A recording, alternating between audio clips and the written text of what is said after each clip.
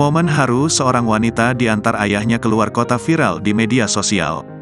Dalam video yang dibagikan wanita pemilik video melalui akun TikToknya @ni__903, tampak sang ayah melambaikan tangan ke arah sang wanita sembari tersenyum. Bahkan ayah wanita tersebut sampai mengikuti bus yang dinaiki sang anak sampai menghilang. Rupanya ayah wanita tersebut sudah mengantar sang anak kemanapun sedari kecil, bahkan sampai sang anak menikah dan dibawa suaminya keluar kota, sang ayah tetap setia mengantarnya. Dari kecil kemana-mana selalu diantar bapak, pas sudah nikah dibawa suami keluar kota bapak tetap nganterin juga. "Miss you bapak," ujar wanita tersebut di keterangan unggahan.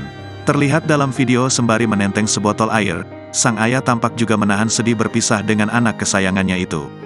Ia pun hanya bisa pasrah menatap kepergian sang anak bersama suaminya sembari melambaikan tangan.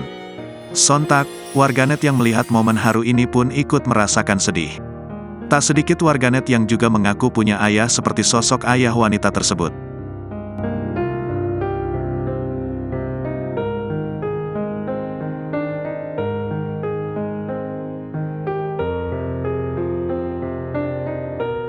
Download Tribun X sekarang, menghadirkan lokal menjadi Indonesia.